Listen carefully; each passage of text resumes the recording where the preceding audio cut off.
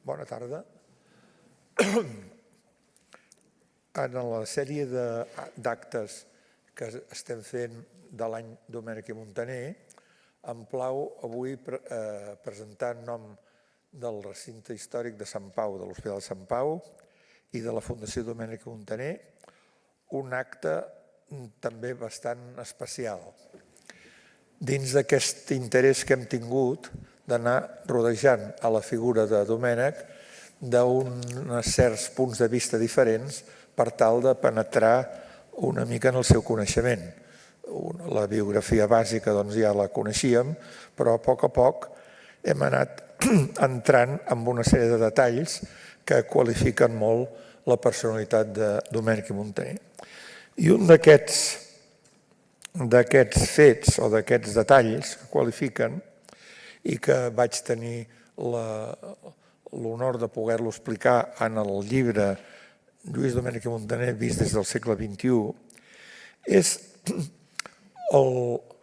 l'intent de conèixer a la persona de Domènech a través d'un sistema bastant indirecte, que eren els retrats dels seus amics i coetanis que havia fet el pintor Ramon Casas durant aquells anys, retrats que curiosament els va fer amb una única tècnica, que era el carbó, i posats se'm va ocórrer que seria maco i curiós posar-los en relació a una altra galeria de catalans il·lustres, precisament se'n diu així, que és la que hi ha a l'Acadèmia de Bones Lletres.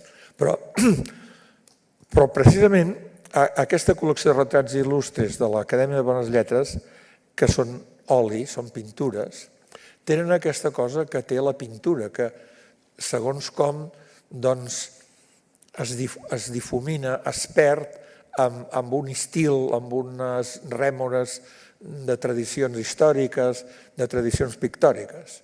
I en canvi, Ramon Casas, que a part d'això era un pintor estupendo, com us explicaran ara, va tenir l'encert que amb 4 traços, no sé com se'n diu, 4 cops de carbó, podia retratar el caràcter de les persones que en aquell moment estan representades. Jo mai, és evident que molts no hem conegut fotografies dels personatges, però en canvi amb els retrats que va fer Ramon Casas teniu una idea molt clara dels coetanis de Domènech i per tant d'alguna manera podem inferir també com hauria de ser ell.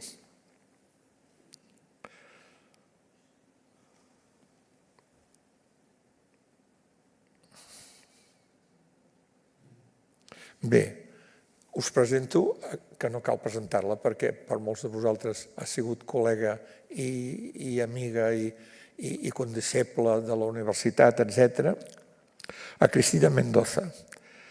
La Cristina va ser, en els anys 70 ja va entrar en el Museu d'Art Modern del Parc de la Ciutadella i l'any 1982 ja la van nomenar directora. I la Cristina, amb un museu que era caòtic, dispers, humit, jo crec que no complia cap de les normatives de la humitat requerida, etc., el va transformar totalment, va reciclar totes les col·leccions, va fer un catàleg dels fons que tenia el museu del segle XIX i del segle XX, i gràcies a la Cristina, ara ja diguem-ne no té mèrit perquè ja s'ha difós molt i s'han publicat coses, però gràcies a la Cristina la col·lecció d'exposicions temporals que va fer sobre Rossinyol, sobre Rauric, sobre el mateix Casas, sobre Nonell, sobre els germans Marriera, sobre Gaspar Omar, sobre el Fortuny. Jo me'n recordo encara de moltes d'aquestes exposicions que van tenir una importància cabdal perquè els barcelonins, els catalans en general, coneguéssim aquella època que va ser una època realment gloriosa per l'art català. Bé, no dic res més perquè si no la Cristina es quedarà sense tema. Endavant, Cristina. No, T'agraeixo els elogis, tot i que després la gent queda decebuda, esperen més del que... I a més, quan dius que als anys 70 ja estava allà, soc gairebé com el mamut que hi ha al parc de la Ciutadella. En fi. No, jo volia felicitar-te per la idea de reunir d'alguna forma el Domènech Montaner i el Casas a través dels retrats. I sobretot perquè aquests retrats són tan fidels, són com si fossin fotografies, que sovint trobem a la premsa, quan hi ha un article sobre qui sigui, sobre en Cambó, sobre qui sigui, un retrat del Casas i posa retrat de fulano de tal, però no diu que l'autor és Casas. En un moment que amb tanta raó es reivindica en els fotògrafs, en canvi s'utilitza sovint les imatges dels retrats aquests sense que el pobre Casas tingui l'autoria que li correspon. Jo, no us preocupeu, ara no faré un rotllo sobre el Casas. A més, aquí hi ha gent que sap, potser més que jo, del Ramon Casas, i he anat veient gent que podria parlar més que jo. A més, jo crec que l'interès és parlar dels retrats que tu has triat. De totes formes, sí que faré un brevíssim resum, no tant de la biografia de Casas, sinó del que va representar. Casas, de fet, des de molts punts de vista, va ser un privilegiat absolut.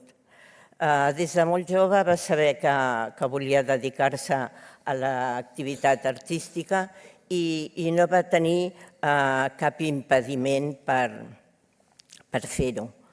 Per una banda, estava molt dotat i per l'altra tenia una situació econòmica tan bona que mai va haver de preocupar-se per la rentabilitat del seu treball. Per si això fos poc, va tenir la sort de néixer a Barcelona en el moment que aquesta ciutat començava una carrera rapidíssima per convertir-se en una ciutat moderna i avançada, que en el terreny artístic i cultural va coincidir o es va materialitzar, millor dit, amb el modernisme. I Casas, l'artista, jo crec, més dotat de la seva generació i un burgès que a la seva joventut va optar per la bohèmia artística sense renunciar als privilegis de la seva classe social, reunia tots els requisits per ser un dels protagonistes de la Barcelona modernista. Contràriament al que hauria sigut lògic, sent el fill primogènic d'una rica família tèxtil, no li varen impedir abandonar el destí que la vida li havia reservat. I amb només 15 anys va poder marxar a París a completar la molt incipient formació que havia rebut a Barcelona. Si a Barcelona era algú, quan va arribar a París no era ningú i no tenia més targeta de presentació que el seu talent. Això va ser suficient perquè va ensenyar unes carpetes de dibuixos a un pintor aleshores tan afamat com era Carolus Duran i ell el va acceptar al seu taller. A partir d'aquell moment, 15 anys, comença a treballar d'una manera vertiginosa tant en pintura com en dibuix, com en cartell, amb igual fortuna amb els tres vessants, tot i que fonamentalment es va dedicar a pintar retrats, a pintar o a dibuixar retrats. Tot i que va pintar fins que va morir l'any 32, quan tenia 66 anys, jo crec que la seva obra d'alguna forma s'estanca a l'any 1900. Aleshores ja ho havia aconseguit tot. Ho havia aconseguit tot a nivell popular i a nivell de les classes més altes. Havia guanyat el cartell, el concurs que va convocar la fàbrica d'anís del Mono de Badalona, va guanyar el concurs i el seu cartell es va escampar per tot arreu. I, per altra banda, poc abans d'acabar el segle XIX, el club més exquisit de la burgesia barcelonina, el Cercle del Liceu, li encarrega el Saló del Fumador. És a dir, quan tenia, encara no havia fet 30 anys, o potser sí, havia nascut l'any 66, més o menys, tenia 30 anys, ho havia fet tot i havia arribat al nivell més alt. En aquell moment havia de decidir si quedar-se a Barcelona, que era la decisió més confortable, o tornar a París. I va optar per la primera cosa, és a dir, per la decisió més fàcil. Clar que cal reconèixer que la determinació d'anar a París suposava un esforç. El moment de viure la vida bohèmia havia passat per ell. Els que aleshores estaven marxant a París era la generació més jove, la generació de Nonell, de Picasso, d'Anglada, i ell va decidir quedar-se a Barcelona, tot i que va continuar anant a París, va fer obres importantíssimes. No vull dir que la seva producció s'acabi al 1900, però d'alguna manera s'estanca, podríem dir. Tot i que no li mancaven encàrrecs, ni molt menys, a la seva ciutat va voler obrir-se a mercats a altres llocs, va anar a Madrid amb la finalitat de pintar el retrat del rei, cosa que va aconseguir, i va estar un any a Madrid, es va instal·lar en un taller i també on vivia al passeig de la Castellana, i a les tardes anava al taller de Sorolla, que era un punt de reunió dels intel·lectuals i artistes madrilenys, la qual cosa va aprofitar per retratar-los, com no veurem més tard perquè aquests madrilenys o de l'entorn de Madrid no surten, però d'allà va trobar una bona font de personatges per retratar. En tornar a Barcelona faltava molt poc per la posta de llarg del noucentisme i aquells que, com Casas, havien pilotat o havien liderat el moviment anterior al modernisme, van passar a un segon pla. Per això dic que, d'alguna manera, la seva carrera, que no la seva producció, s'estanca cap a l'any 1900. Però concretem-nos, després d'aquesta ràpida pinzellada sobre l'artista, concretem-nos en la galeria de retrats, que és el que ens ha portat aquí. Tots sabem el que és una galeria iconogràfica, un conjunt de retrats d'un col·lectiu amb un denominador comú, i les galeries iconogràfiques es remunten al Renaixement, però la de Casas és l'única que es coneix a Espanya, a finals del segle XIX i XX. I ell mateix, l'any 1908, va decidir donar-la al Museu de Barcelona.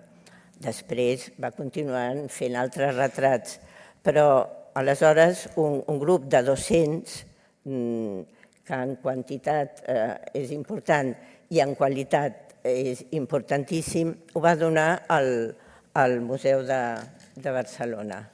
A veure.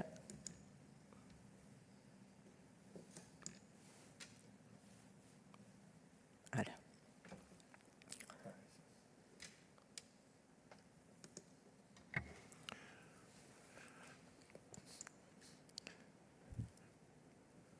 Ho sento, però això no...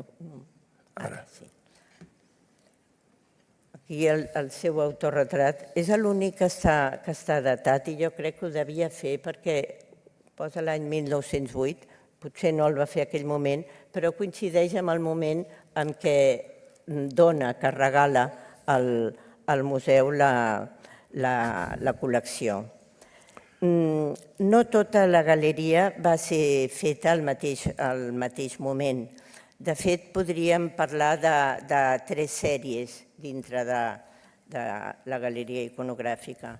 Una primera la va fer entre l'any 97 i 99, una segona al voltant de l'any 1900 i una tercera entre 1904, que és quan marxa a Madrid, i 1906, que és quan retrata molts polítics i prohoms de la cultura catalana. La sèrie més important de les 3 és la primera, aquesta que va fer entre el 97 i el 99. Tots els personatges representats en aquesta sèrie eren catalans o persones estretament vinculades a Catalunya i eren naturalment els seus amics, els més destacats de la seva generació, però també va retratar aquells que no solament no eren amics, sinó que eren hostils al modernisme, que no participàvem ni molt menys de les idees que defensaven els modernistes. En aquesta mateixa sèrie s'inclouen també els artistes de la generació més jove, aquests que esmentava abans, que són uns 10 anys més joves que Casas, com Pichot, Nonell, Manolo, Mir, etc.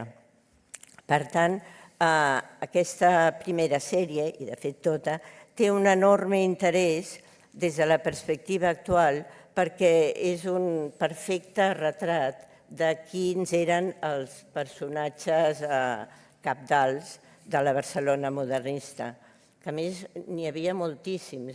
Abans comentàvem amb en Lluís que en un període de temps tan curt Barcelona, Catalunya, va donar un nombre de personalitats extraordinària, a més en diferents àmbits.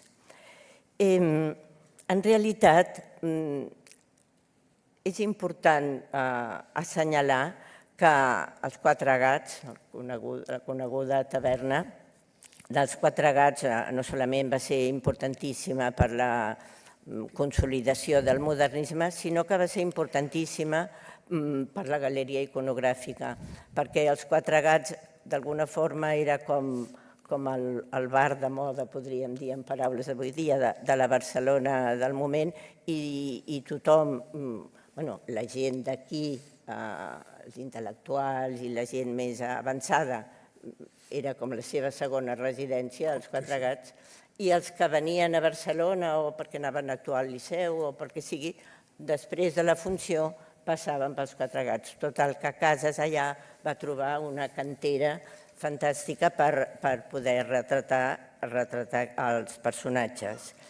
Perquè, perdona, Cristina, que t'interrompi, intentant justificar el tema del cicle aquest que es diu Diàlegs amb Domènech, quin hauria ser el motiu profund o intern o propi que va fer que Casas es posés a dibuixar a tot Quisque que anava als Quatre Gats o que estava al Parlament o que estava... Quin era el motiu de...? Jo crec que molt probablement, no ho sé, però jo crec que molt probablement, com moltes altres coses importants del modernisme, potser li va suggerir l'Utrillo. Miquel Utrillo és una persona poc coneguda, podríem dir, i en canvi estava a darrere de les grans empreses. Per exemple, tot i que ens escapem una mica, Picasso, que era un jove que tenia 15 anys, que va arribar a Barcelona tan jovenet i va anar als Quatre Gats, va fer el menú dels Quatre Gats.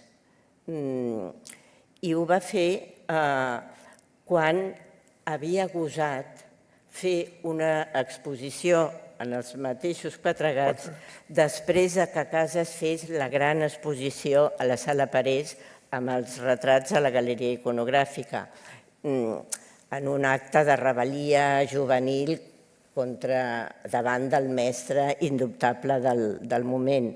Jo crec que qui estava a darrere de totes aquestes coses era l'Utrillo, però no ho sé. Sí, està bé. Com deia, amb tots aquests retrats fa una exposició a la Sala Parés l'any 99, l'èxit és absolut i el protagonisme d'aquesta exposició ho té precisament els retrats al carbó.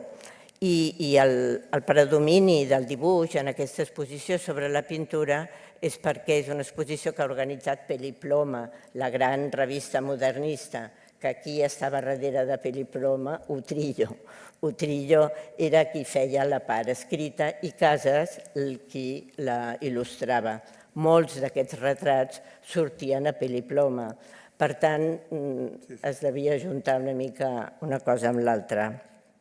La seu de la revista Peliploma, estava al taller del Casas. I en el taller és on va fer tots aquests retrats, tots fets del natural. El taller, que és una llàstima perquè fins fa molt poc el podíem pràcticament veure tal com era. Fernando Amat, el propietari de Vinson, va tenir l'encert de conservar l'edifici del Passeig de Gràcia, l'edifici que va fer construir el pare del Casas, i el pis principal on vivia la família i ell tenia el taller, pràcticament quan estava a la botiga Vinson estava idèntic. Ara ja no, en fi. No. Aquesta exposició que deia, dels retrats, aquesta de la Sala Parés, l'única galeria que hi havia a Barcelona, eren tots aquests personatges tan importants que l'Utrillo explica a Peliploma que a l'hora de penjar-los decideix fer-ho per ordre alfabètic perquè ningú es piqui i es molesti. La qual cosa ens va anar bé perquè quan treballàvem tot això d'intentar datar aquestes obres i tal, les fotografies que apareixen a la revista que es veuen no són molt nítides, però com que estan posades per ordre alfabètic era fàcil. Si primer estava l'almirall, el del costat havia de ser un que comencés, vull dir, era una mica un joc, però vam poder saber quins eren aquests retrats. Jo crec que per fer el que hem de fer avui, que és dialogar sobre això, més val que jo em calli i li passi la paraula al Lluís, que és ell qui ha seleccionat els retrats que ara veurem. I, per tant, a mi no m'ha posat les coses fàcils perquè no estan en un ordre que es pugui veure l'evolució dels retrats, però, en fi, ja ens en sortirem com podrem. No, és curiós perquè, esclar, jo la selecció aquesta l'he fet en base a la possible coneixença amb Domènech i Montaner i en base a poder cobrir totes aquestes 3 etapes que has mencionat tu. I per tant aquí hi ha una selecció, em penso que són com uns 20 o així, però imagina't, el 10% del que va arribar a fer Casas és molt poc, però bueno, serveix per el que volem, crec que serveixi. El primer retrat que surt, com tu ja has dit molt bé, és el de Valentí Almirall. És un retrat que, per al meu entendre, que no hi entenc, però reflexa aquesta capacitat del Casas d'expressar exactament qui era aquest personatge. És a dir, un personatge que està sentat en una cadira, però ja està en una actitud quasi ofensiva d'aixecar-se i atacar, en el contrari, dient-li que el que té raó és ell. Almirall va ser un catalanista acèrrim, va ser el primer que va establir una mica la identitat del catalanisme, el va escriure, i tenia un caràcter molt viu i per tant va ser el primer que a partir de la Renaixença, que més o menys eren aficionats i no tenien molt interès en aprofundir totes les coses, ell sí que volia encarrilar el camí del catalanisme. Evidentment hem d'explicar també una història maca, que és que a l'any 88, una mica abans, quan es decideix fer l'exposició universal, Valentí Almirall, amb la seva radicalitat i la seva visió, que avui en diríem una mica d'esquerres, va dir que allò era un disbarat, que l'Ajuntament s'havia vengut al capital, com diríem ara, i que ell estava totalment en contra de fer l'exposició. Domènech, que era un arquitecte jove molt lligat a la pròpia empenta que portava l'Escola d'Arquitectura amb l'Elies Rogent al cap, estava implicat en l'assumpte. O sigui, no cal dissimular. Domènech va veure claríssimament que l'exposició era el futur dels arquitectes i, per tant, ell va jugar a favor. I això, deixem-ho així, va quedar amb que van trencar, encara que crec que van continuar sent amics, però l'Almirall es va anar pel seu cantó i Domènech es va afiliar al Centre Català. Endavant. Digues. Que en aquest dibuix, per fer-li un retret al Casas, no tot han de ser elogis, suposo que a hores d'ara, no me'n recordo, aquest dibuix ja està restaurat, però està ple de taques de fong, com es pot veure, perquè quan va donar els dibuixos els va donar tal qual. Estaven com enganxats en unes cartolines i això els va fer una miqueta malbé, no tots tant com aquest, que ja dic, crec que a hores d'ara ja està restaurat i està pintat al seu taller. Aquesta cadira surten molts retrats del Casas i potser per consideració a l'edat el fa assegut, perquè els retrats d'aquesta primera sèrie sempre són de cos sencer, com és el cas d'aquest, però drets. I a més és curiós veure que no amaga els penediments. Ell va dibuixant, i això és bonic, es veu que no els amaga, no els esborra. Al revés, els converteix en un... Els converteix en part constructiva gairebé. Sí, és molt curiós. El següent és un personatge que no sé si va tenir molta relació directa amb Domènech, perquè era bastant més gran que ell, però sí que Domènech el va tenir que considerar com una figura important també en el pla polític, que era don Manuel Duran i Bas.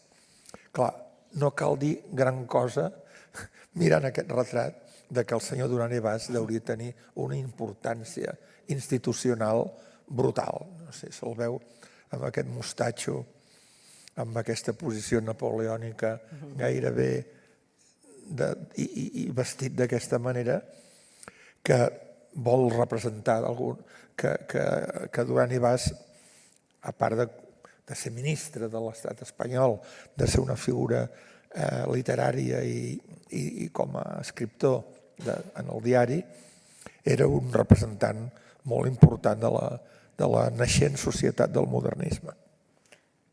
És que, a part de que sap representar els trets fisonòmics, sap també retratar l'actitud del cos de les persones, que l'actitud del cos és molt representativa. Un pot reconèixer algú d'esquena per la posició del cos.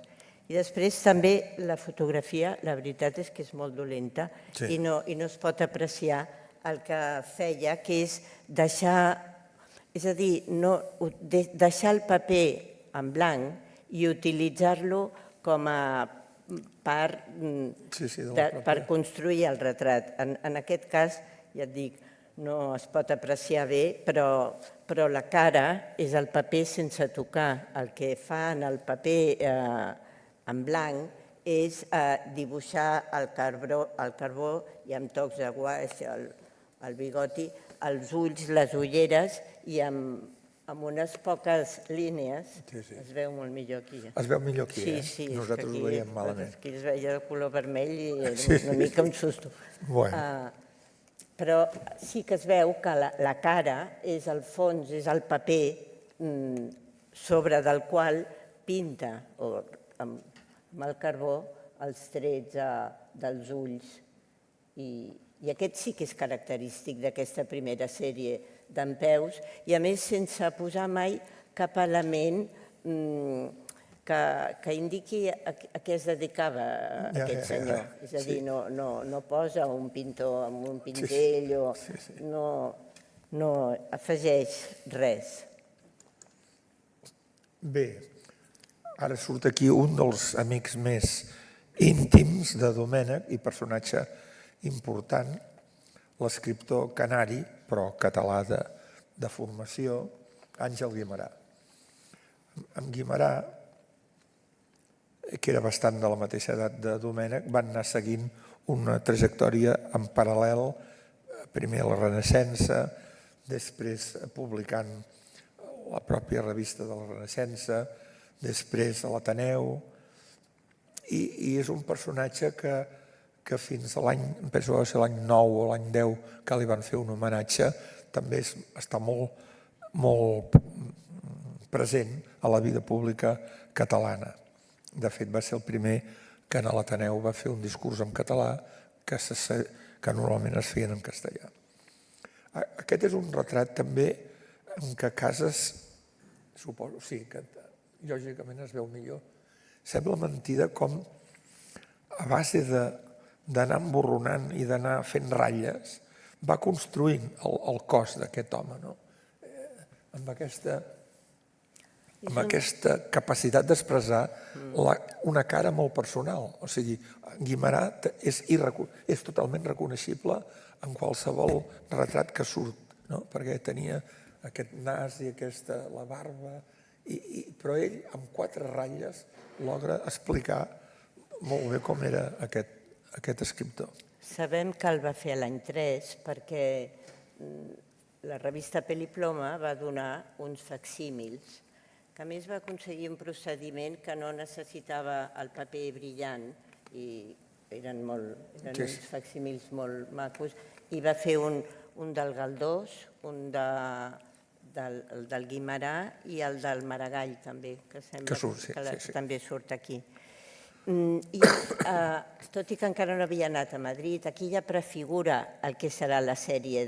És molt diferent aquest retrat del que hem vist abans del Duran i Bas, per exemple, perquè elles són de bust i el que li interessa és el cap. De fet, són retrats que estan més a prop de la pintura a l'oli, en el sentit que el que li interessa és retratar, es concentra en el cap, i en canvi l'altre ho enllesteix sense la importància. És a dir, el cos que apareix en els dibuixos de la primera sèrie, que en veurem després algun més, però que hem vist ara fa un moment, el de Duran i Bas, aquí ja canvia. Sí.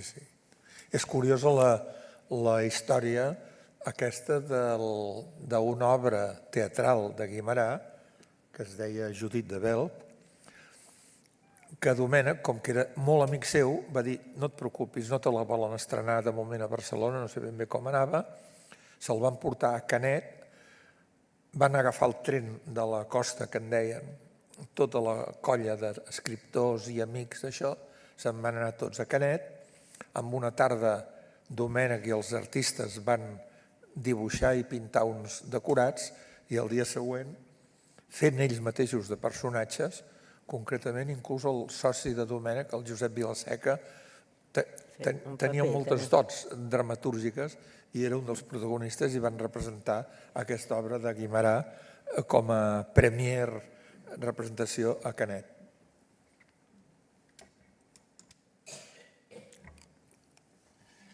Aquest és un retrat que és fantàstic perquè, clar, jo no sé si Narcís Oller sempre anava vestit amb aquesta capa.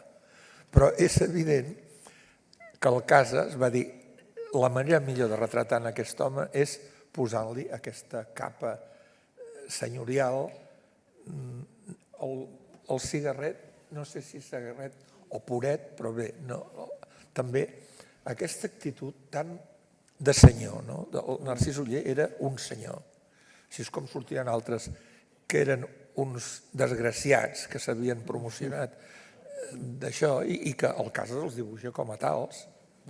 El Narcís Oller, que amb la d'això de l'or, amb la... no em surt el nom. Bé, la seva obra. La febre d'or.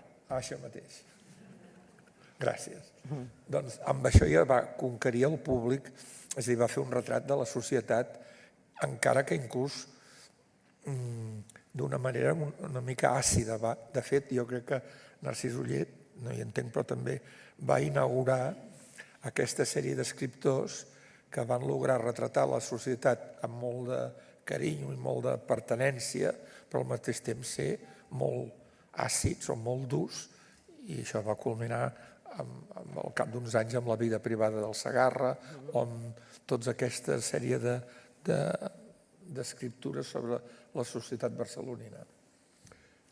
Bueno, ja no sé què pots explicar, però és que jo trobo un retrat magnífic. Aquests retrats els feia en 2 sessions, només.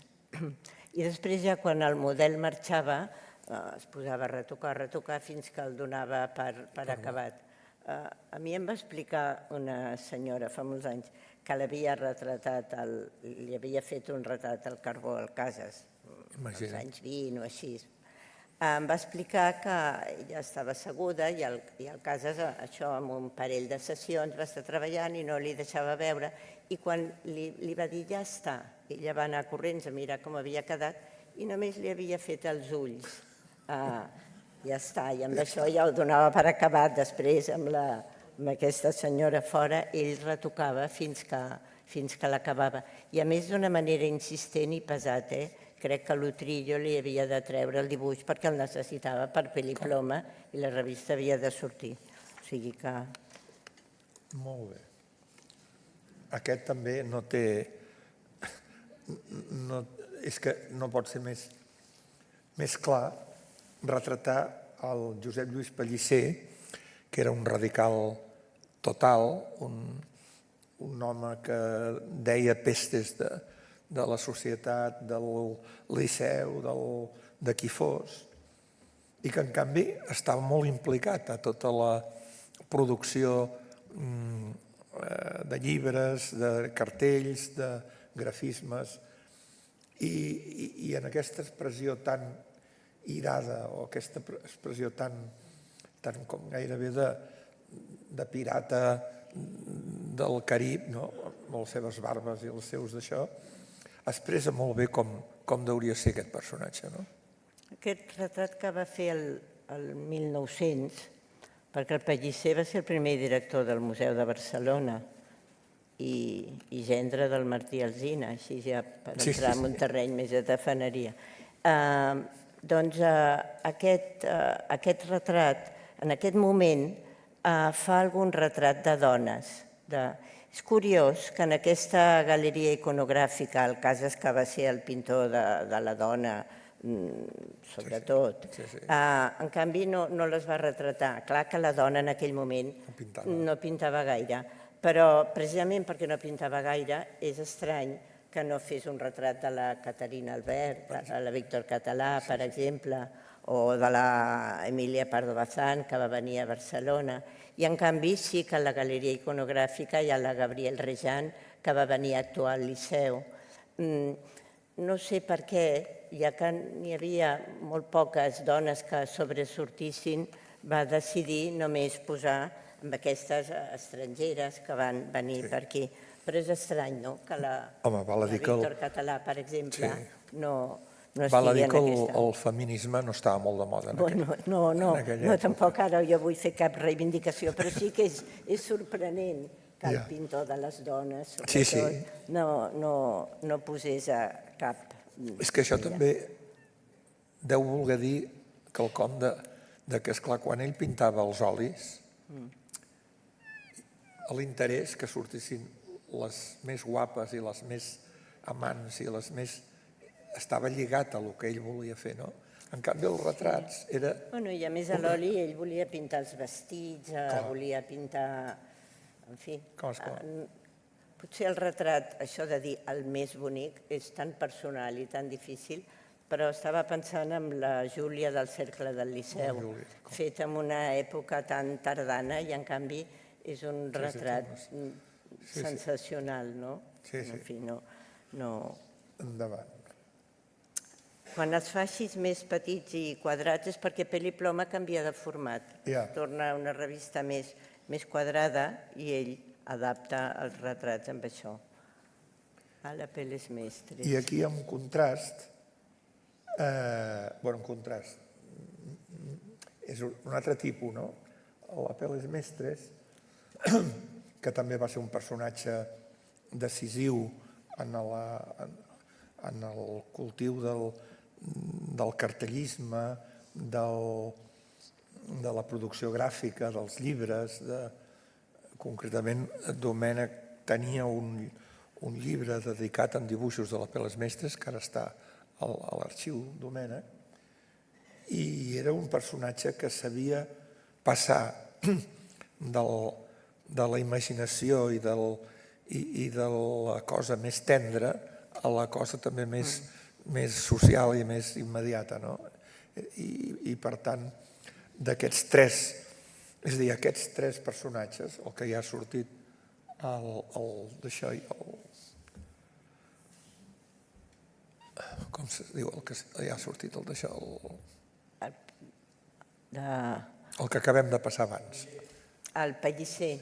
El Pellicer, el de Peles Mestres i el que sortirà ara són col·laboradors de Domènech des de molt al començament. Això és molt curiós, que com que els tres eren desapegats, eren bohemis, eren gent que no tenia molta feina i en sumaven, i des del començament de tot, inclús abans de l'exposició, però sobretot amb l'exposició del 88, ja col·laboren, fan els cartells de l'exposició, els escuts del propi edifici de Domènech, del Castell dels Tres Dragons.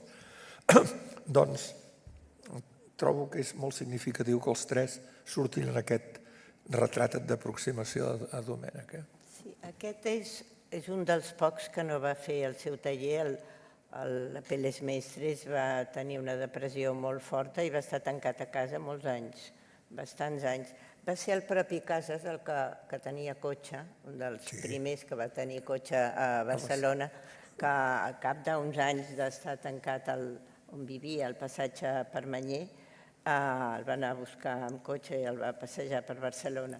I és un dels pocs que pinta, que és el Casas qui va a casa de la Peles Mestres, i probablement per això posa un moble, que normalment no hi ha res, i en canvi aquí posa un moble i aquests papers, suposo en al·lusió al seu vessant de dibuixant, d'escriptor, de la Peles Mestres. I aquest, en canvi, és un dandi. És que jo trobo que... Jo no tenia ni idea ni l'he vist mai en fotografia en aquest senyor d'Alexandre de Riquer. No conec cap fotografia. Però, en canvi, veient aquest retrat, ja intueixes com hauria ser seriós, amable, educat, té com aquesta posició una mica com d'inclinació.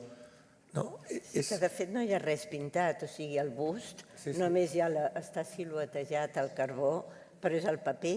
I en canvi segur que aquesta posició era seva. Era seva, sí. Sense deixant que el paper sigui el volum, retallant-lo només amb les solapes i el... D'un gran nivell artístic, aquest tipus de decisions que prenia.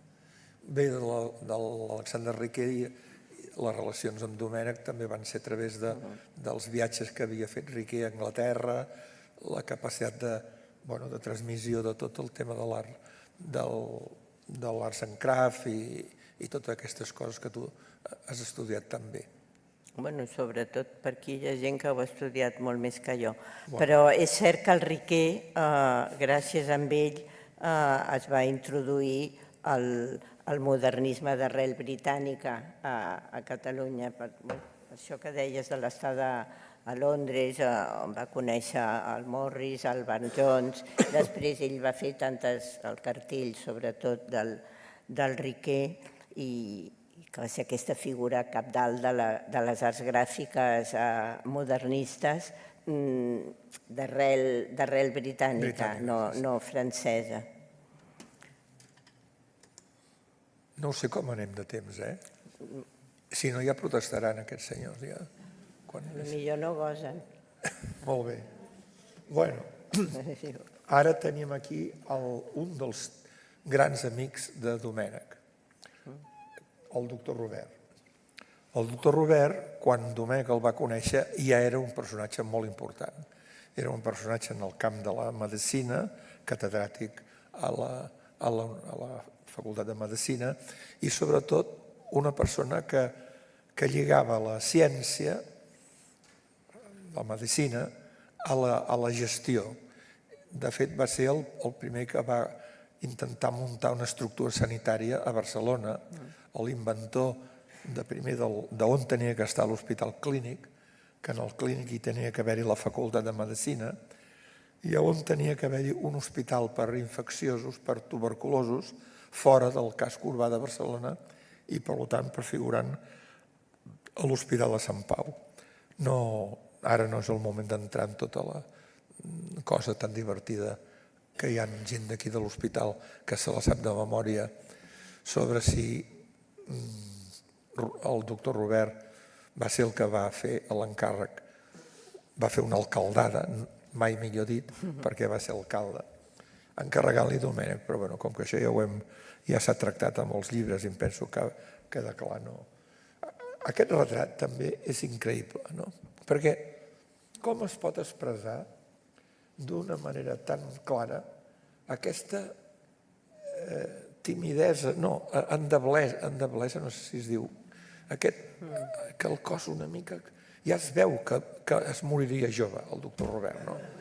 Perquè, pobre home, feia una pinta aquí ja de malalt, no sé, però...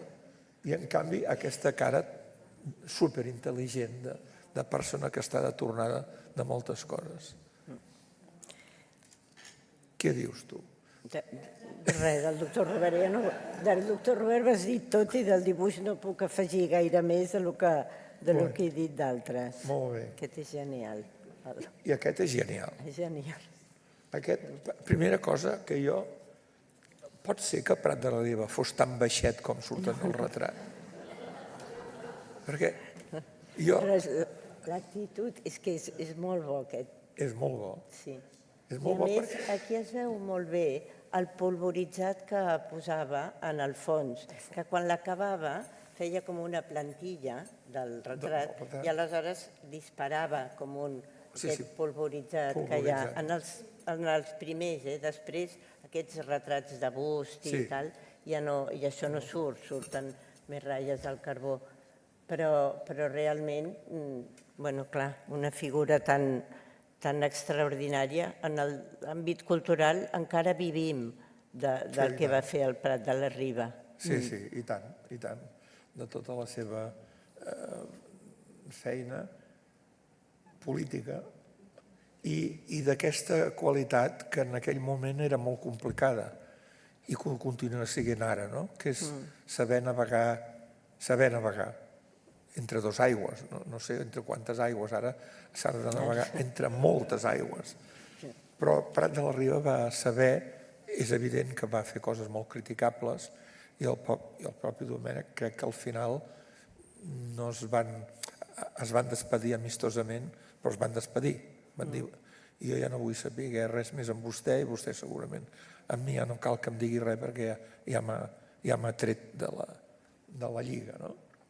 Però el retrat és fantàstic perquè, a més, part d'aquesta cosa curiosa de que expressa l'alçada d'aquest personatge, té aquest posat com de persona del camp, no? No és un personatge de ciutat, és un personatge que el veus més aviat No és el caminant. Narcís Oller.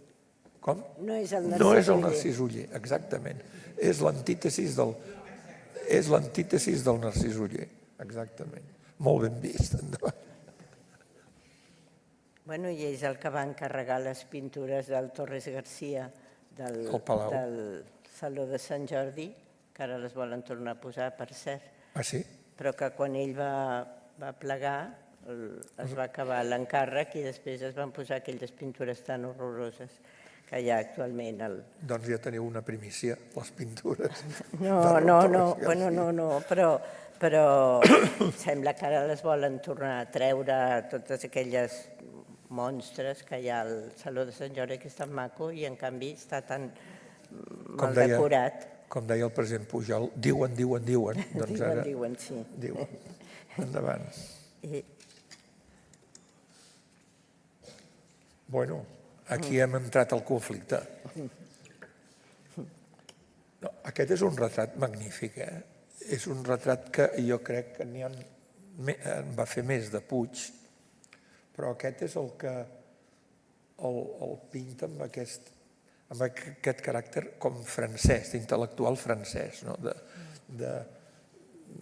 Tant les ulleres com el bigot i la barba, com el coll, com el posat, fa que jo crec que a Puig i Cadafalch li hauria agradat molt que el retratés d'aquesta manera, perquè hi ha altres retrats que surt una mica més poc senyorial, no?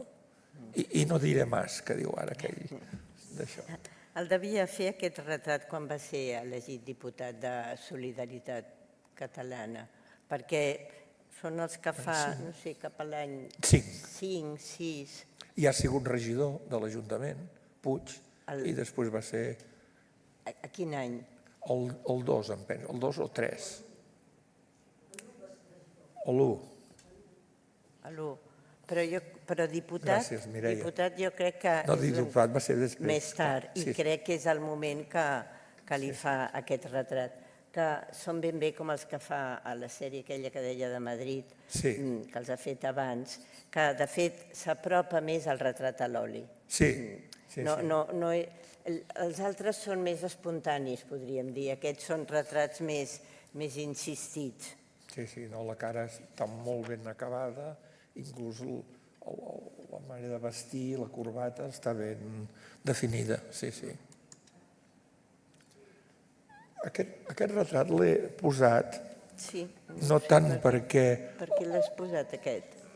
L'he posat perquè no hi ha el corresponent a Ildefons Sunyol, que era el soci i amic íntim de Jaume Carner, i els dos eren els del Partit Republicà, i Domènech, en canvi, diguem-ne, havia sigut molt amic, és a dir, per ell l'Ildefons Sunyol era un exemple. Sembla que Ildefons Sunyol, potser per això no el va dibuixar al Casas, tenia una malaltia, no sé si això la Mireia ho sap, algú de macrocefàlia, que tenia un cap desproporcionadament gros.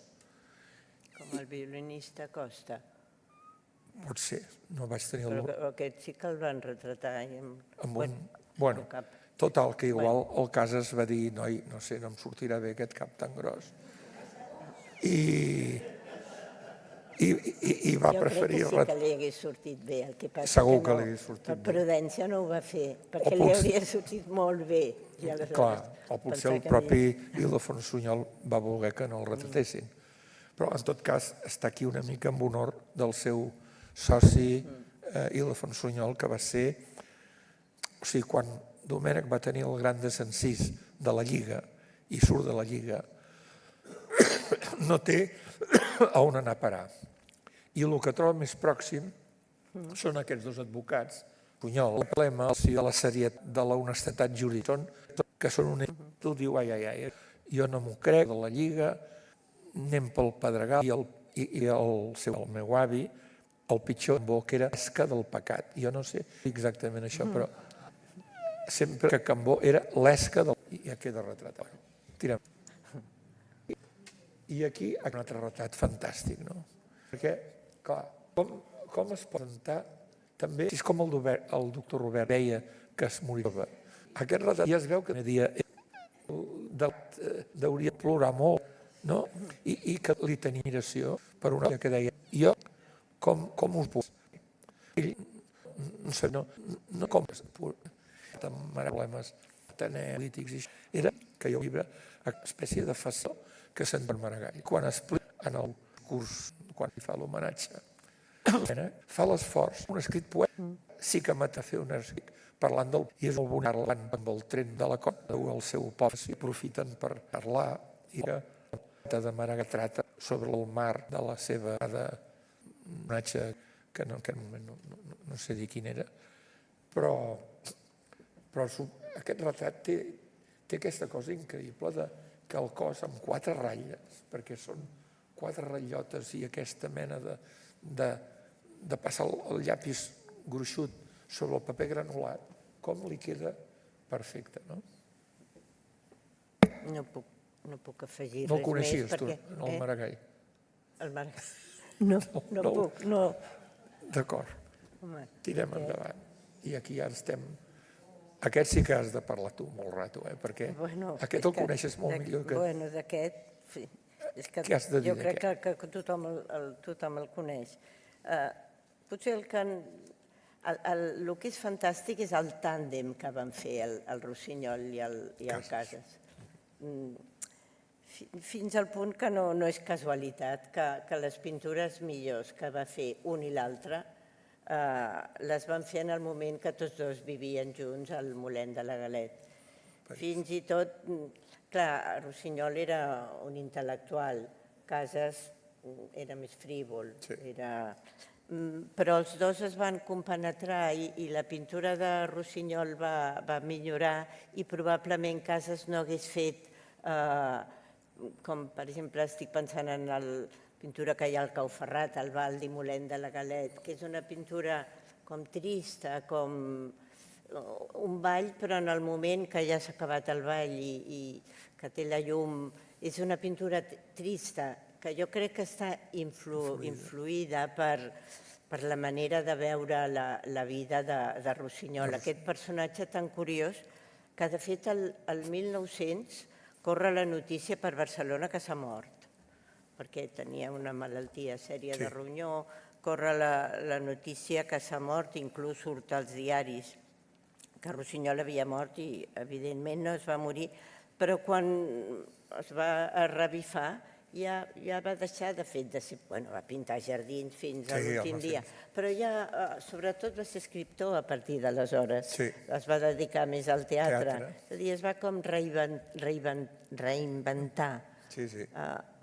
Això que sempre es diu, si aquest fos francès, moltes vegades diuen moltes tonteries, però sí que és cert que Rossinyol mereixeria ocupar un lloc més important fora del que ocupa, perquè escriu coses fantàstiques, és un motor de tantes iniciatives i el company ideal pel Casas, que li faltava aquest punt més, diguem, intel·lectual, més frivolon seria el Casas al costat d'ell. No fa poc va sortir aquest llibre del Raül Garriga Said, que és un retrat molt maco de Rossinyol, perquè presenta aquesta cara, la darrera etapa aquesta del teatre i de l'observació de la societat. És molt important. Endavant. Hombre. És clar. Aquí tenim un altre. Realment era molt guapo, l'Eugeni d'Ors. Deuria ser-ho, no? Tu creus? Després, quan va ser més gran, ja no era tan guapo. Jo, quan he vist les fotografies dels anys 50 o així, però inicialment era un personatge que ell s'ho creia. Això sí, això sí. El més important és que el Casas va saber retratar com ell es creia que era guapo. Sí, això és brutal, no? És d'un mèrit de retratista important. Bueno, no cal que diguem més coses. Jo crec que no, perquè si no sí que la gent al final dirà que encara queden alguns. Demanaran el sopar. El sopar, sí. Molt bé. Pijuan, aquest. I aquest és un personatge també lligat a l'anterior, però que és un altre personatge singular. Sí, molt ignorat. Molt desconegut i clau per tantes coses de la cultura catalana, dels museus, és l'impulsor de l'Institut d'Estudis Catalans, de la Biblioteca de Catalunya, i a més va estar poc temps aquí, perquè de seguida va marxar. Sí, sí. Però és un personatge que té aquesta com alegria, no? O sigui que en el modernisme hi ha també una vessant, que tu has explicat molt bé, de tristor, i que segurament la pròpia època, els fets socials, la setmana tràgica, tot va donant la guerra europea, però en canvi el Pijoan és un personatge extraordinari i no sé, clar que té el suport incondicional del Prat, però és que no sé si és amb 2 anys que està a Barcelona, clar, impulsa museus. Escriu llibres sobre pintura romànica, que dius, tu què carai saps? Doncs el fa perfecte. I sap tantes coses, i a més se'n va amb la nòvia a fora. Això també, sí. Això també. També, perdona? Molt avançat en el temps, sí senyora, és veritat. Molt. I a més, clar, al parlar del Domènec no parlem del romànic. Clar.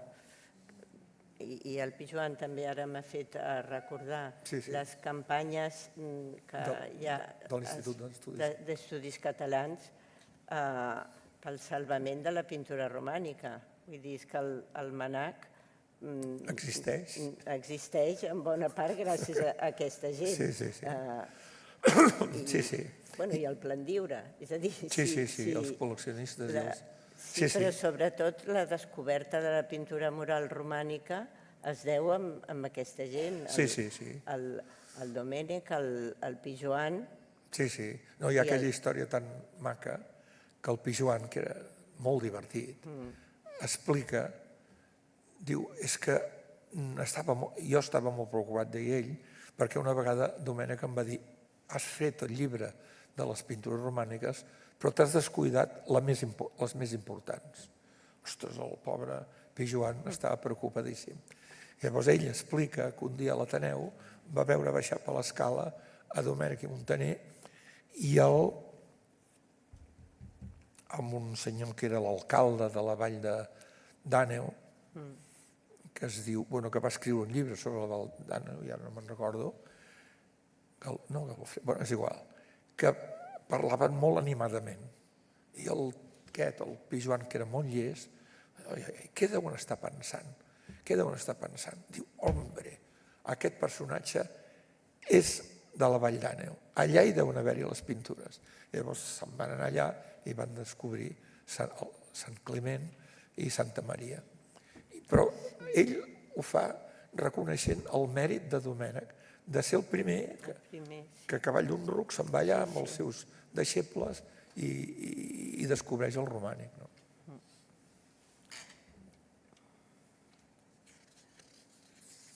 O sigui, queden uns quants, Queden uns quants. Farem una mica d'endreça.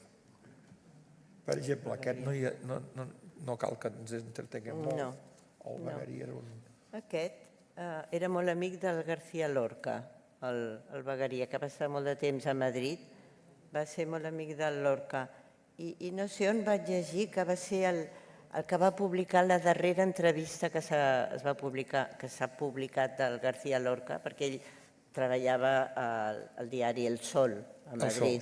I allà va publicar el juny del 36, molt poc abans que el... Era un bon periodista. I caricaturista també. I el retrat també ho expressa. Bueno, un altre. Aquest està tallat, aquest retrat. Hi ha 3 o 4 retrats que havien sigut de la col·lecció Partagàs i que estan tallats, eren de... Veus que després el Casas... Ah, sí? Sí, el Casas els va el va signar de nou, però no sencer, només amb les inicials. Ja. Però no sé per una raó que s'ignora. Casellas és un personatge també complicat, supercomplicat.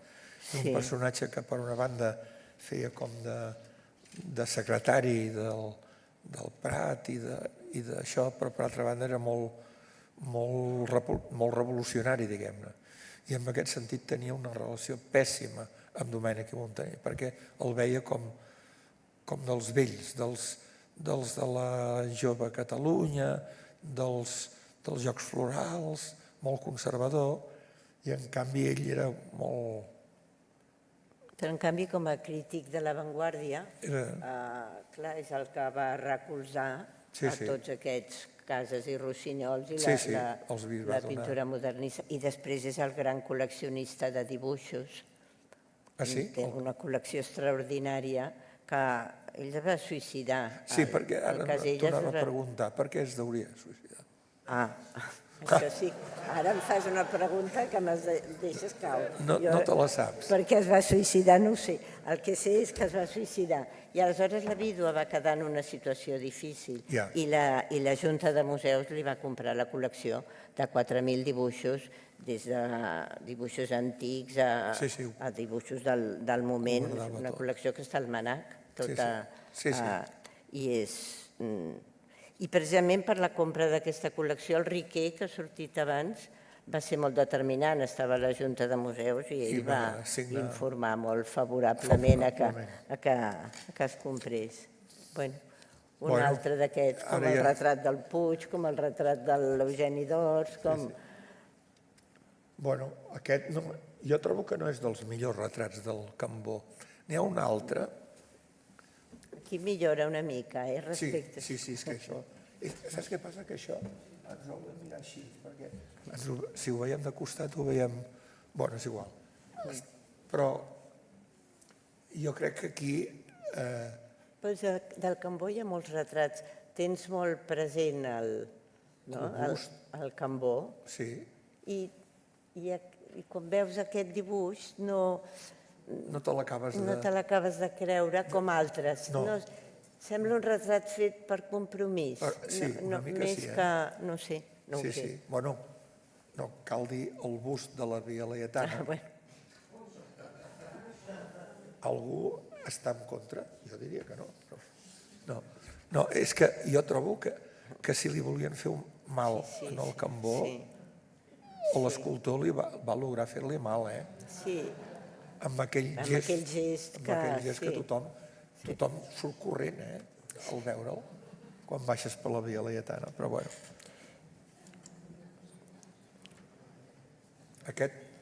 En canvi, aquest el va treure molt afavorit. No creus? Sí. Bueno, és que el mossèn Cinto hauria de ser personalment. Es veu que tenia molta... com se'n diu d'això? No simpatia, vull dir, una imatge que captava molt a la gent. Empàtic, era empàtic. Empàtic, exactament, la paraula és empatia.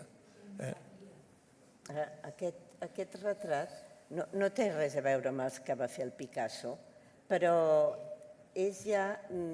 Quan al cas es veu els retrats al carbó que fa el Picasso, segur que allò li toca. I els comença a fa un ratllat a dintre al carbó, que no es pot apreciar molt bé en la fotografia, però jo crec, i en el fons, que també al fons el treballa al carbó, jo crec que es va quedar colpit pel Picasso. Aquí fa servir la cadira del Valentí Almirall, era la mateixa. La mateixa, és la cadira que tenia al taller. Potser en tenia alguna més, no sé. Però és maco aquest retrat de mossèn Cinto. El Lluís Millet, que surt aquí molt jove, hauria de ser dels... Bueno, ja ho diu, 1897, és just a la creació de l'Orfeó, no? I, per tant, Domènec el que li tenia una mena d'admiració global i el Casas no va tenir temps de retratar va ser del Clavé. Clavé és un personatge decisiu perquè lliga el que Domènec sentia, el drama social que es anava gestant a Barcelona i lliga allò amb la cultura, amb la música. I per això quan amb el seu soci Vilaseca fan el concurs per al monument a Clavé, escriuen a la memòria coses sobre Clavé, és a dir, sobre l'admiració que senten per Clavé. En l'època de Millet, evidentment que tenia una admiració, però ja la música tenia maneres diferents de ser entesa. I jo crec que Domènec, que era observador, i evidentment a Millet li tenia la devoció de ser el seu client, perquè era el seu client, però ja hi havia les diferents maneres d'entendre el cant i la tradició, i si ets més francès o ets més alemany, i hi ha tot, encara sense parlar de Wagner, esclar, però... A mi personalment m'agraden més aquests retrats de la primera època, de la primera sèrie, per l'espontaneïtat que tenen. Sí, sí. És molt bonic aquest també, de posat, també, de com mira. Sí, sí. Mira, i ara ha sortit aquí aquesta és l'altra esca del pecat d'avui. Bueno, del Casas en va fer 2 de retrats. Un de cos sencer, no? Un de cos sencer, que és el que tenim a casa, que gràcies a la sogra de l'Enric Satué, a la filla, a la dona del pintor Cuixart. Sí? Ho dic bé? Sí. I la mare de la Judit, exactament. Doncs aquesta senyora administrava una part de l'herència que hi havia retrats de Casas, i quan la Rosia no teníem ni un ral ens va dir si el volíem comprar i vam demanar... És molt bonic el vostre. És bonic, és de cos sencer. I aquest és el del museu que pertany en aquesta època ja potser més semblant a una pintura. Quina sort ha tingut el Domènec i Montaner de tenir un besnet com tu. Perquè, home, els que hem treballat, i aquí hi ha la Teresa Sala o la Mireia, que hem treballat amb personatges del passat, els familiars sempre són, de vegades no, però generalment són molt atents i intenten ajudar-te molt, però no tenen el que tu pots fer respecte del Domènec i Montaner. I ha tingut molta sort. Ell ha tingut sort. Molt bé, Cristina. Em penso que amb això ja hem acabat la feina. Jo crec que sí. No sé si és molt tard. S'enfadaran. Home, Déu-n'hi-do. Déu-n'hi-do. Jo crec que...